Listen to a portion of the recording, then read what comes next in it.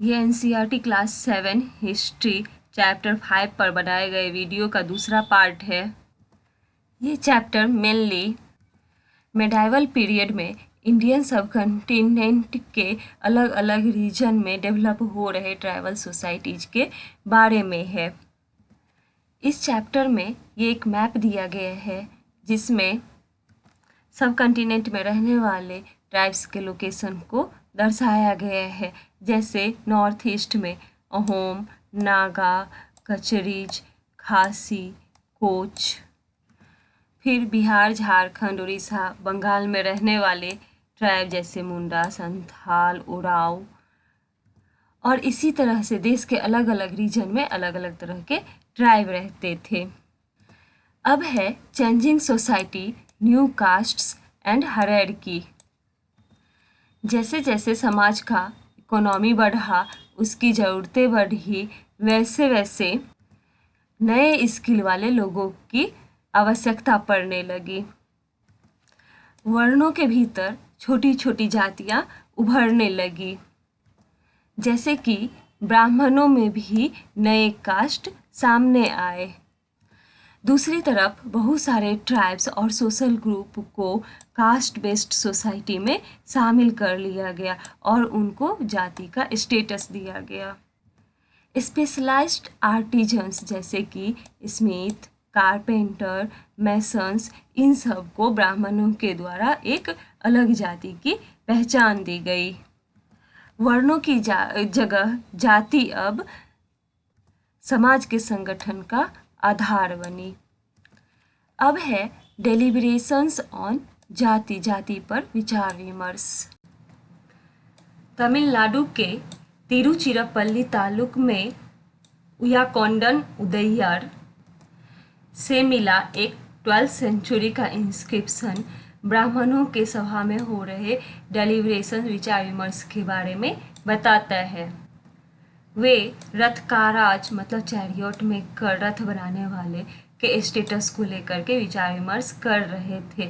उन्होंने रथकाराज के कामकाज तय किए, जिसमें कि आर्किटेक्चर, कोचेज और चैरियट बनाना, उसके बाद टेम्पल का गेटवे बनाना, उसका द्वार बनाना, फिर उसमें मूर्ति स्थापित करना, सेक्रीफाइसेस के लिए लकड़ियों से बने इक्विपमेंट तैयार करना, उसके बाद मंडप तैयार करना और राजाओं के लिए ज्वेल्स मतलब गहने तैयार करना। ये सब काम उनके लिए ब्राह्मणों ने तय करके रखा। 11th और 12th सेंचुरी आते आते क्षत्रियों के बीच में एक नए राजपूत क्लान जो थे वो पावरफुल बनकर उभरे। वे अलग अलग वंश से बिलोंग करते थे, जैसे कि हुना, चंडेला, चालुक्याज और भी अदर लिनिएजेस से बिलोंग करते थे। इसमें से कुछ जो थे वो पहले ट्राइब्स ही थे, बाद में उनको राजपूत मान लिया गया। धीरे धीरे इन्होंने जो पुराने रूलर्स थे उनकी जगह ले ली, मेनली एग्रीकल्चर वाले जो एरिया थे उसमें। और यहाँ एक डेवलप सोसाइटी इमर्ज हो रहा था और रूलर्स जो होते थे वो अपना सारा वेल्थ पावरफुल स्टेट क्रिएट करने में यूज करते थे। राजपूत क्लान का रूलर्स के रूप में राइज होना ट्राइबल लोगों के लिए एक एग्जाम्पल सेट करता था। धीरे धीरे ब्राह्मणों के सपोर्ट से बहुत सारे ट्राइब कास्ट सिस्टम के पार्ट बन गए, लेकिन केवल लीडिंग ट्राइबल फैमिली जो होते थे मतलब प्रमुख जनजातीय परिवार, वही केवल रूलिंग क्लास को ज्वाइन कर सकते थे। इनका मेजर हिस्सा जो था वो कास्ट सोसाइटी में केवल छोटे जाति, लोअर जाति में ही जगह बना पाए, उसमें ही केवल शामिल हो पाए। दूसरी तरफ पंजाब, सिंध और नॉर्थ वेस्ट फ्रंटियर में जो डोमिनेंट ट्राइब थे वो इस्लाम को बहुत पहले ही अपना चुके थे। वे हमेशा से कास्ट सिस्टम को रिजेक्ट करते रहे। ऑर्थोडॉक्स हिंदुइज्म द्वारा जो अनइक्वल सोशल ऑर्डर प्रिस्क्राइब किया गया था वो इस सब एरिया में एक्सेप्ट नहीं किया गया। ट्राइबल लोगों के बीच जो सोशल चेंज हुआ, इसके कारण बहुत सारे स्टेट मतलब बहुत सारे राज्य उभर कर सामने आए। इसका 2 एग्जाम्पल नीचे दिया गया है, एक गोंड के बारे में, दूसरा अहोम्स के बारे में। तो सबसे पहले जानते हैं गोंड ट्राइब के बारे में। पहले मैप पर इसका लोकेशन देखते हैं कि कहाँ ये गोंड्स ट्राइब पाए जाते थे। ये है गोंड्स का लोकेशन। ये मुख्यतः पाए जाते थे महाराष्ट्र, आंध्र प्रदेश, उसके बाद मध्य प्रदेश और छत्तीसगढ़। इस सब एरिया में इनका बहुत बड़ा संख्या पाया जाता था। गोंड्स एक वास्ट फॉरेस्टेड रीजन में रहते थे जिसको कि गोंडवाना कहा जाता है। गोंडवाना का मतलब कंट्री इनहैबिटेड बाय गोंड्स, मतलब वैसा प्रदेश जहाँ पर गोंड्स रहा करते थे। ये शिफ्टिंग कल्टीवेशन प्रैक्टिस करते थे। शिफ्टिंग कल्टीवेशन का मतलब कि जो पेड़ और झाड़ियाँ जो होती है फॉरेस्ट एरिया में, उसको पहले काट दिया जाता है, फिर उसको जला दिया जाता है, फिर इससे जो राख बनता है उसमें क्रॉप को सोन किया जाता है, मतलब बीज बोया जाता है इसी में। जब इस लैंड की फर्टिलिटी ख़त्म हो जाती है तो फिर दूसरे लैंड का जो प्लॉट होता था उसको क्लियर किया जाता था, फिर वहाँ पर इसी तरीके से प्लांटेड किया जाता था, प्लांट लगाया जाता था। ये जो गोंड ट्राइब होते थे वो बहुत छोटे छोटे क्लान में बटे होते थे और हर एक क्लान का अपना राजा और राय होता था। जब दिल्ली सुल्तान का पावर घट रहा था तो उस टाइम जो बड़े गोंड किंगडम्स होते थे वो छोटे गोंड चिफ्स को डोमिनेट करने लगे थे, मतलब जो छोटे गोंड के सरदार होते थे उन पर हावी होने लगे थे। अकबरनामा, जो कि अकबर के शासनकाल का इतिहास है, इसमें गढ़कटंगा के गोंड साम्राज्य के बारे में लिखा गया है। इसे बताया गया है कि इस किंगडम में 70,000 मतलब 70,000 गांव थे। इन किंगडम्स का जो एडमिनिस्ट्रेटिव सिस्टम था वो सेंट्रलाइज्ड था, केंद्रीकृत था।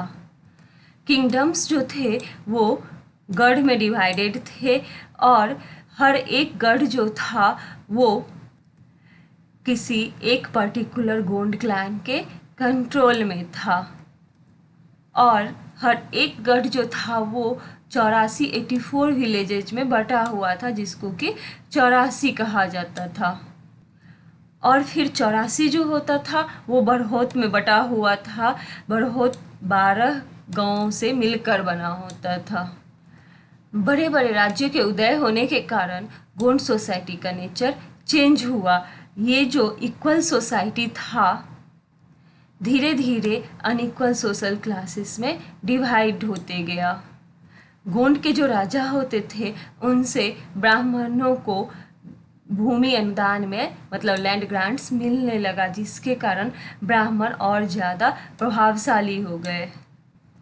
अब गोंड के जो चिफ्स होते थे वो चाहते थे कि राजपूत के रूप में उनको पहचान मिले, इसलिए गढ़कटंगा का जो गोंड राजा था अमन दास, इसने अपना टाइटल संग्राम शाह रखा।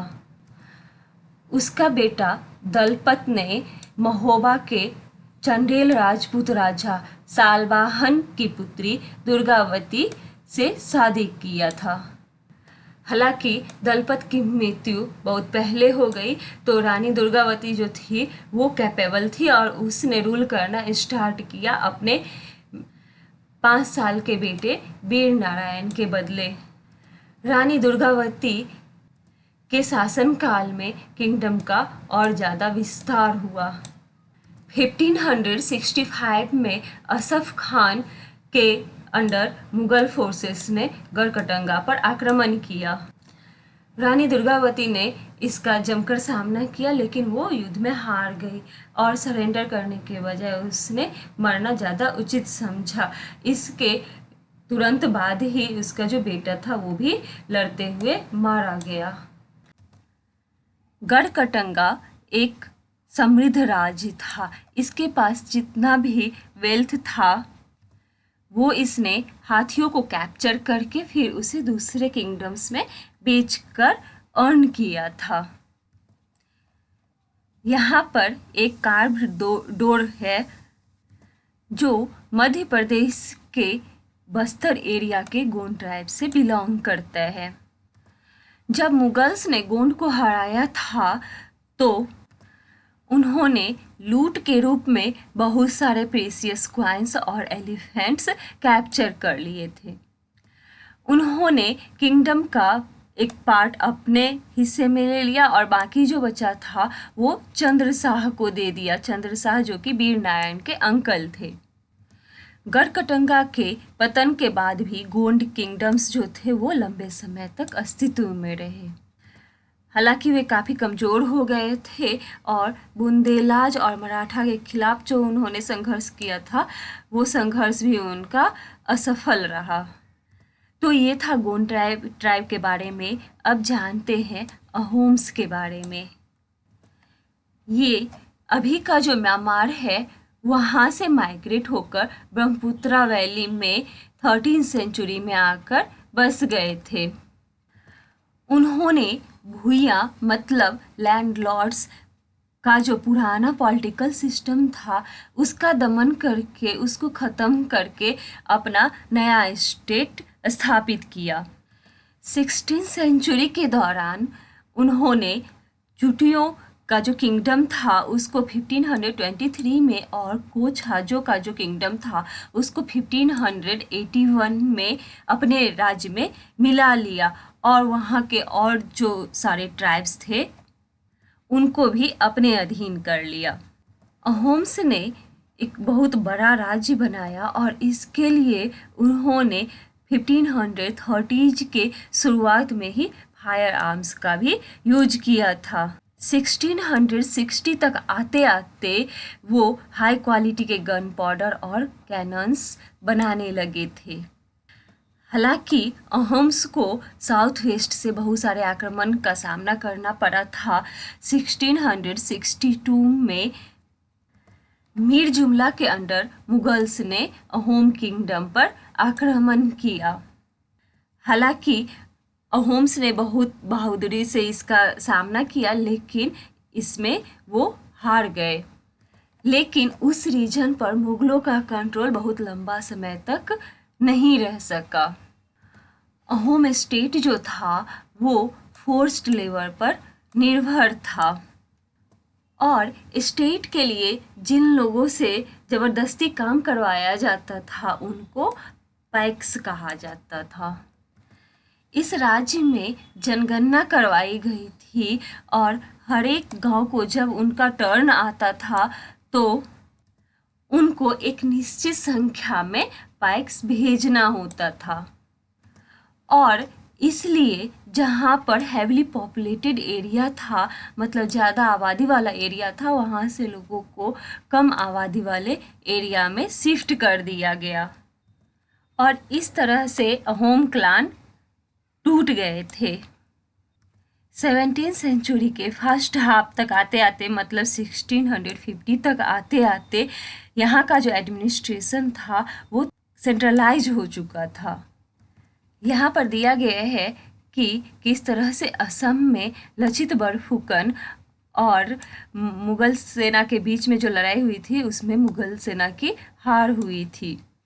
लचित बरफुकन जो कि अहोम के सेनापति थे उन्होंने 1671 में सरायघाट के बैटल में सरायघाट के लड़ाई में जो कि गुवाहाटी के पास हुआ था उसमें मुगल एम्पेरर औरंगजेब के आर्मी को इन्होंने हराया था। इस युद्ध में मुगल आर्मी में 18,000 कैवेलरी थे, 30,000 इन्फेंट्री थे, उसके बाद 15,000 आर्चर्स थे, 5,000 गनर्स थे और 1,000 कैनन्स थे मतलब 1,000 तोप थे और इन सब का नेतृत्व अंबर के राम सिंह ने किया था। और लचित बरफुकन के वार स्किल के कारण ही मुगल एम्पायर के विस्तार पर रोक लग गई। यह लड़ाई जो था वो मोस्टली नौसेना द्वारा लड़ा गया था, मतलब ये नवल वार था जो कि ब्रह्मपुत्र रिवर में लड़ा गया था। और ये जो बैटल है इसको हिस्ट्री में सरायघाट के बैटल से जाना जाता है। अहोम किंगडम में लगभग सभी एडल्ट युद्ध के समय में आर्मी में अपनी सेवा देते थे और दूसरे टाइम्स में वे डैम्स बिल्ड करने में, उसका इरिगेशन सिस्टम में और दूसरे पब्लिक वर्क में इंगेज रहते थे। अहोम्स ने राइस कल्टीवेशन का एक नया मेथड भी इंट्रोड्यूस किया था। अहोम की जो सोसाइटी थी वो क्लान्स में डिवाइडेड था, जिसको कि खेल्स कहा जाता था। यहाँ पर आर्टिजन्स के बहुत कम कास्ट थे और इसलिए अहोम राज में जो भी आर्टिजन्स थे वो किसी नियर बाय किंगडम से आए हुए थे। ये जो क्लान होते थे, मतलब खेल, इनके कंट्रोल में बहुत सारा विलेजेज होता था और किसानों को जो लैंड दिया जाता था वो उनके विलेज कम्युनिटी के द्वारा दिया जाता था। उनका जो ग्रामीण समुदाय होता था उनके द्वारा दिया जाता था। और ये जो समुदाय होते थे, ये जो कम्युनिटी होते थे, बिना इनकी सहमति से राजा भी ये लैंड वापस नहीं ले सकते थे। ये ईयर ऑर्नामेंट है, मतलब कान के आभूषण, जो कि मणिपुर के कोबोई नागा ट्राइब से बिलोंग करते हैं।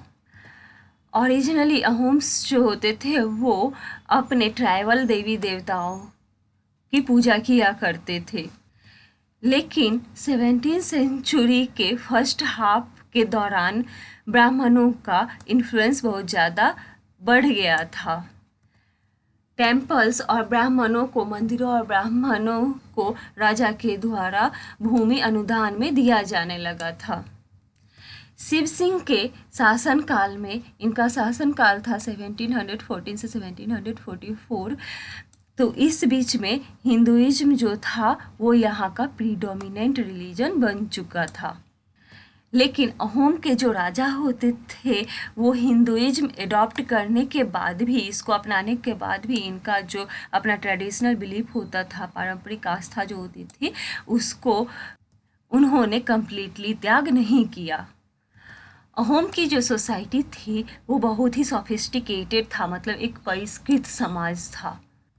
यहाँ के जो पोएट और स्कॉलर्स होते थे उनको भूमि अनुदान के रूप में दी जाती थी, थिएटर को प्रोत्साहन मिलता था और संस्कृत के जो इम्पॉर्टेंट वर्क्स थे उसको यहाँ के लोकल लैंग्वेज में ट्रांसलेट किया गया था। हिस्टोरिकल क्रॉनिकल्स, जिसको कि बुरुंजी के नाम से जाना जाता है, वो पहले अहोम लैंग्वेज में लिखा गया था और बाद में इसको असमीज में लिखा गया था। मेडाइवल पीरियड में सब कॉन्टिनेंट में सामाजिक स्तर पर बहुत सारे परिवर्तन हुए। वर्ण बेस्ड सोसाइटी और ट्राइबल लोगों के बीच में लगातार संपर्क बढ़ता रहा और इस इंटरेक्शन के वजह से दोनों तरह के सोसाइटी में एडेप्टेशन और चेंजेज आए। सब कॉन्टिनेंट में बहुत तरह के ट्राइब्स थे और उन्होंने अलग अलग तरह का लाइवलीहुड अपनाया, मतलब आजीविका के लिए अलग अलग तरीके अपनाए और समय के साथ उनमें से बहुत सारे जो थे वो कास्ट बेस्ड सोसाइटी में मिल गए। लेकिन बहुतों ने कास्ट सिस्टम और ये जो ऑर्थोडॉक्स हिंदुइज्म थे इनको हमेशा रिजेक्ट किया। कुछ ट्राइब्स ने बड़े बड़े राज्य की भी स्थापना की, जिसका कि एडमिनिस्ट्रेशन जो था वो वेल ऑर्गेनाइज्ड था और इस तरह से वे पॉलिटिकली पावरफुल बन गए और इसके कारण उन्हें और भी जो बड़े और कॉम्प्लेक्स किंगडम्स, एम्पायर्स थे, इनके साथ संघर्ष करना पड़ा। तो ये था चैप्टर 5। अगले चैप्टर में हम भक्ति पीरियड के बारे में जानेंगे।